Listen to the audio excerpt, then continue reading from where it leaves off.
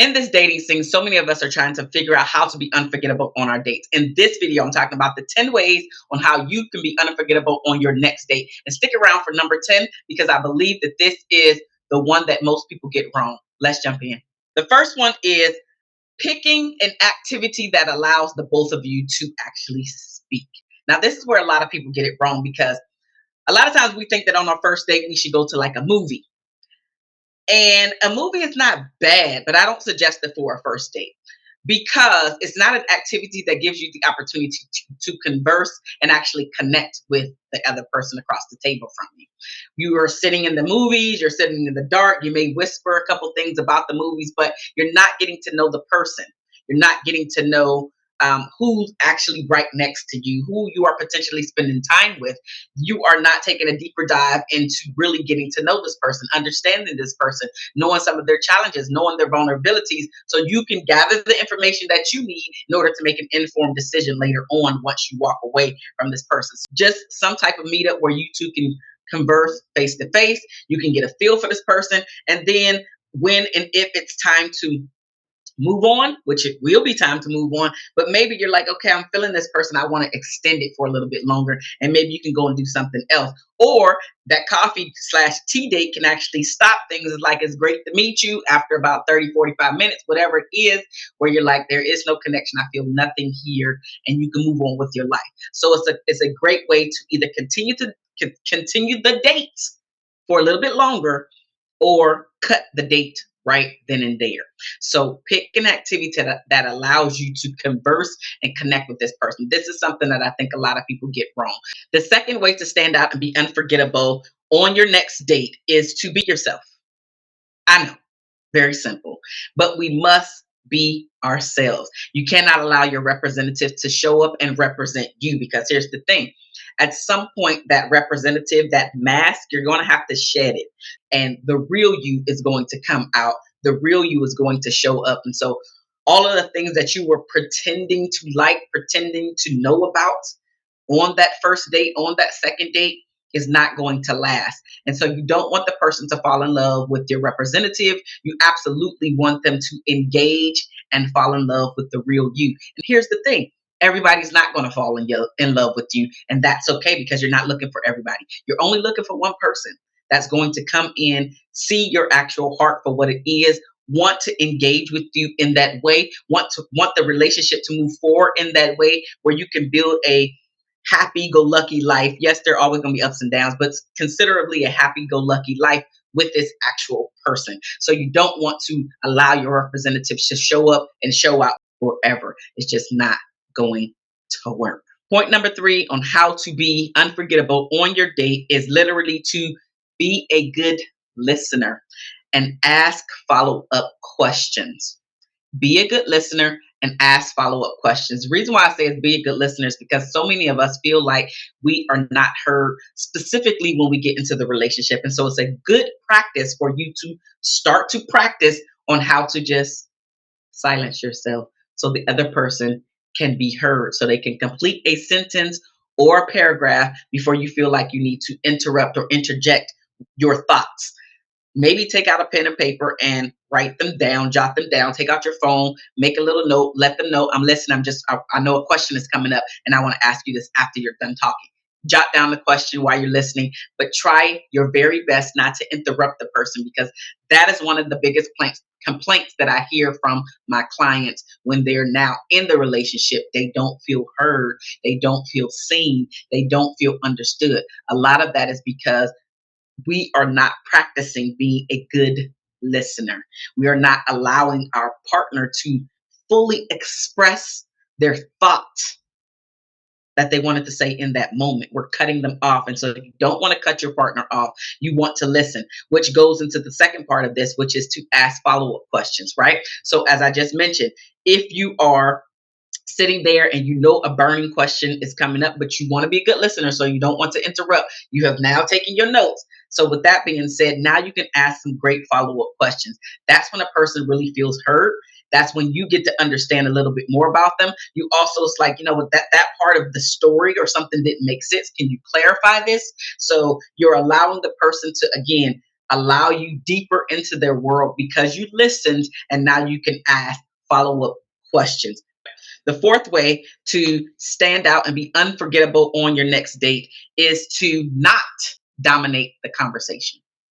Some people have this bad. It's the conversation tends to only be about them. And unfortunately, they are unaware of the fact that they're taking over the conversation.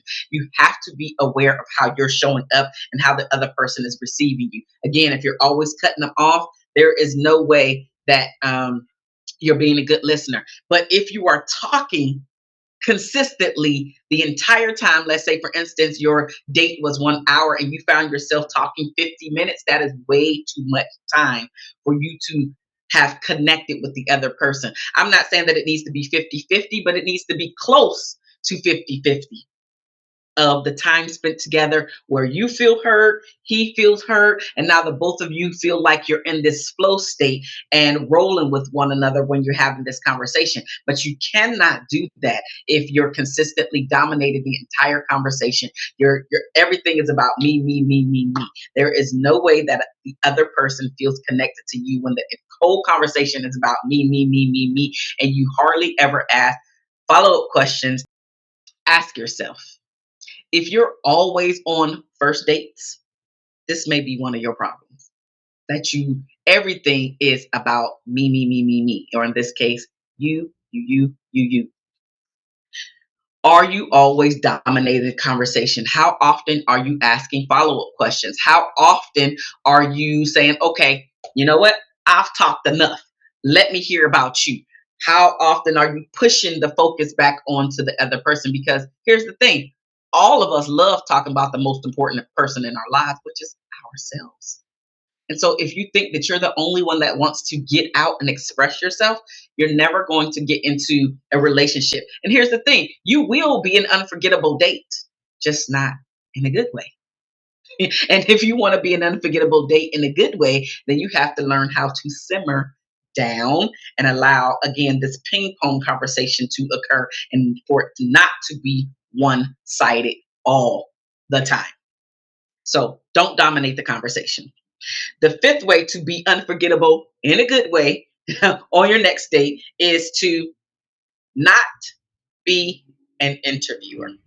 I specifically instruct each and every one of my clients not to have any more than 2 or 3 strategic questions each time you are dating, because you are supposed to be collecting information.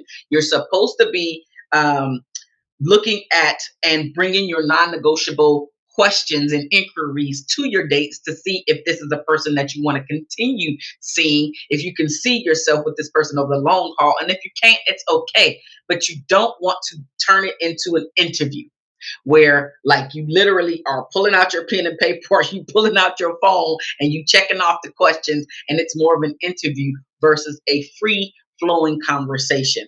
If you cannot remember your 2 or 3, take them with you. You can put them on a piece of paper, put them in your pocket. When you go to the restroom, excuse yourself because maybe you haven't asked your 2 or 3 strategic questions.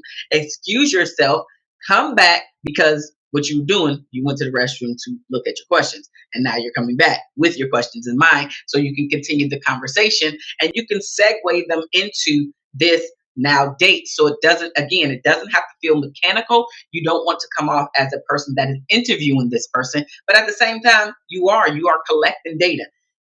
2 or 3 questions is not going to turn it into an interview. It's when you're going question after question after question after question. Again, dominating the conversation. You don't want to dominate the conversation. You want it to ping pong back and forth. But again, you still want to collect the information that you came to gather. So your most important 2 or 3 strategic questions that are non-negotiables for you, so you can, when you go away, you can reflect on and say, okay, this happened, this was said. Maybe you need to go back and get some more information. Maybe not. Maybe you're like, okay, I got enough information that I need in order to make an informed decision about going on the next date or canceling, because maybe the person had a really great time with you and they decided to create or make a date even before this one was over, which is a great sign. But you don't want to just go along with the flow just because they had a great time with you. Now, did you have a great time with him? If you want to go deeper on this topic, I created a PDF specifically for Black women talking about the top 5 secrets that are stopping Black women from creating extraordinary relationships. Now let's jump back in. The sixth way for you to be unforgettable on your next date, which is to be ready to be open about yourself and understanding that the vulnerability piece is where you are going to get the most connection from this potential person. It is not you always being fun and having fun, because life, yes, life is fun, but that connection piece is going to be where he really feels like he understands you, where he feels like he actually knows who you are, at least knows a piece about you that makes him feel like she probably didn't share this with everybody. And I feel honored that she actually shared it with me. This is how he's going to want to lean into you. And again, you're going to show up as an unforgettable person because not a lot of people are sharing who they are. Lots of people, and even people that I work with, come to me and they have this wall around their heart and they don't understand why they're not um, connecting with the other person on a deeper level or at all. And it's because of this wall that's around their heart that nobody can penetrate, because they only want to have fun. They only want to talk about travel. They only want to talk about superficial things. And that deeper connection never happens because this wall, I cannot show you my vulnerability because the last time I did that, it didn't fare well for me. In this case, my client that I'm talking about. But that, yes, it will protect you, but it'll also keep you away from the very thing that you actually want. And in this case, it is to be unforgettable on your date, but also that connection that all of us are seeking. We're not meant to be alone. So we are seeking connection. We are seeking deeper connections where we feel like at least one person in this world understands and gets me. All of us are feeling that. But if you have this wall around your heart, it will never happen. You have to be vulnerable. You have to take chances. You have to know, yes, you may get your heart broken again, but that's why you have to use your God given discernment. You're not supposed to be and give everybody access to your heart. God says, guard your heart. I understand that. But at the same time, He's not saying guard it from every single person. Those that you deem have the right to have access to it, you should give it to them. Because if not, the alternative is you feeling like you're protecting yourself when in reality, you're harming yourself. The seventh way to be unforgettable on your next date is to give your undivided attention. This one may seem simple. Giving your undivided attention is not allowing anything outside of this person to grab your attention away from. Yes, we know that things happen, right? And there are going to be some instances where maybe there's just a loud noise, or maybe you witness a car crash or something like that. Yes, I get that. But I'm talking about by and large where it's just the automatic distraction where you have to look at your phone, or you have to answer your phone, or you have to do X, Y, and Z, whatever that thing is that is pulling your time and energy away from really focusing on this other person. So yes, we know that social media can get in the way, but it's really getting in the way because you're allowing it to get in the way. Because here's the thing: if you never tap on that app, then you don't have access to it. When I'm out there, I go to areas where I know that I totally can focus on this person. So, like I said, if I'm going on the coffee or tea date, right? Or if we're deciding to go for a walk around the park, around the beach, or whatever, if we're deciding to go for a bike ride, my attention and focus can be on being there in that moment and giving this person my undivided attention, asking those follow-up questions, really sitting there, leaning in and listening, not allowing something else to capture my attention. I really want him to know that he is special in this particular moment, because not only am I trying to be unforgettable, I really want to know about this person. I genuinely am curious about the other person that's across the table from me. So if I'm leaning in and if I'm making sure that if I'm being intentional about nothing distracting me, then he is going to feel important. Like, it's just that simple. He's going to feel important because I'm making it, and I'm making him feel like he's important, because in this moment he is important to me. Because again, I'm gathering information just like you should. I'm gathering information to make sure when it's time for me to go away that I actually can really reflect on how I felt about this person. Give this person your undivided attention. You will be unforgettable on your next date. The eighth way to be unforgettable on your next date is to bring up the things you remember that they mentioned. This could be a follow up question, or it can be, hey, we were talking on the phone the other day and you mentioned X, Y, and Z. I'm trying to figure out, like, can you tell me a little bit more X, Y, and Z? Is this an appropriate time? Like, whatever it is, just the things that they mentioned. Or maybe it's something as simple as, I got to talk to my boss about X, Y, and Z. It's like, hey, did you ever get around to talking to your boss about X, Y, and Z? Right? It could be, I know that I wanted to like I need to schedule a I need to schedule a therapy appointment. Hey, did you ever schedule your therapy appointment? Just bringing up the things that they mentioned. That means that that thing wasn't just important to me when I mentioned it to you.